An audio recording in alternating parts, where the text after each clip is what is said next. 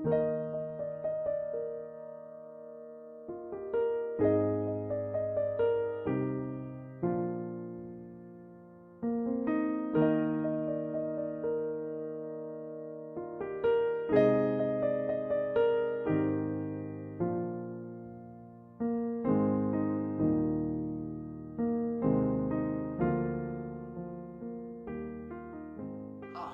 I'm Bishop Derek W. Hutchins. From God's house to your house, our lifeline.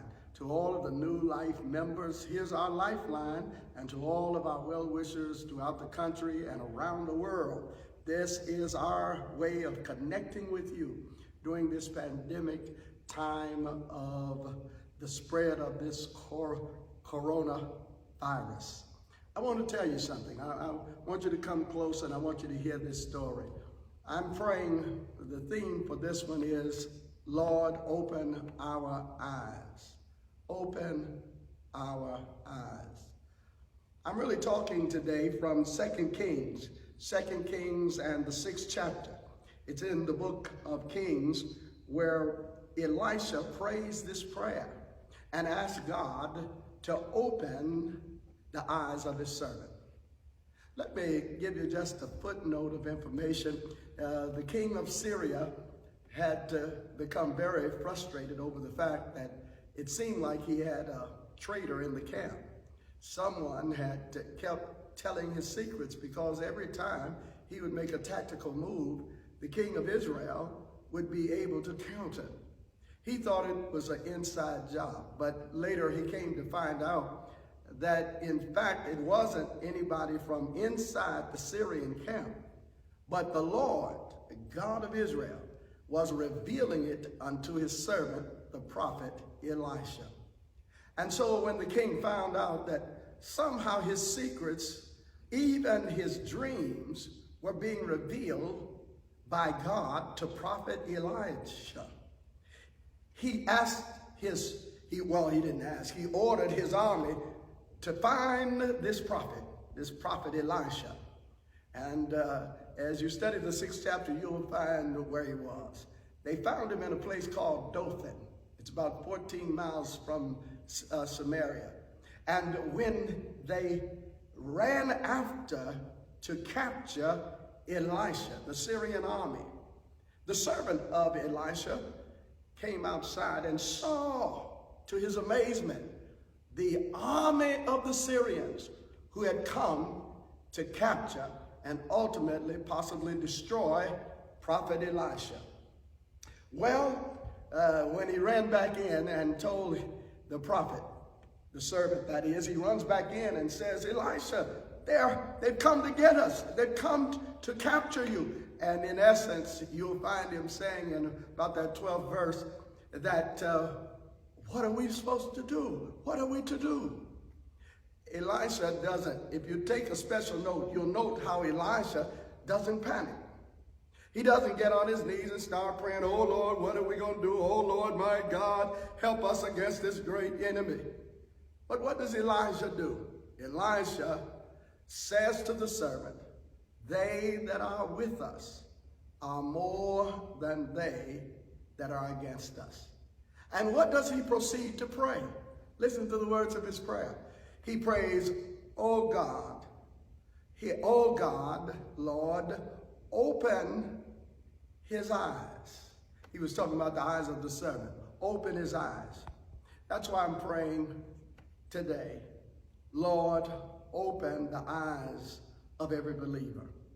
It looks like there's an invisible war, and there is. We do much talk about the invisible war. The virus is attacking and spreading at epidemic proportion, and many lives are being lost. But I want you not to be deluded by just seeing the invisible war. I want God to open your eyes like he opened the eyes of this servant. What did the servant see after Elisha prayed? Lord, open his eyes. You know what he saw? He looked up at the sunlit summit of the mountain, and the servant saw a host, an angelic army That's when the Bible talks about hosts. It's really talking about an angelic army that God has formulated. The servant looked up in the mountains and he saw the mountains full of an angelic host, an angelic army with chariots of fire.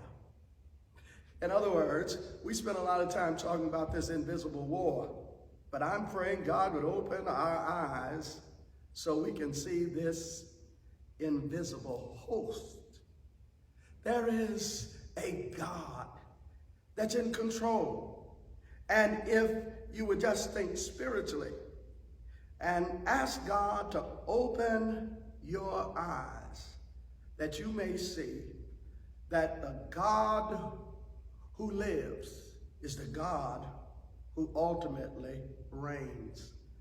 And just as he gave Elisha victory over the Syrians, he's going to give us victory over this pandemic.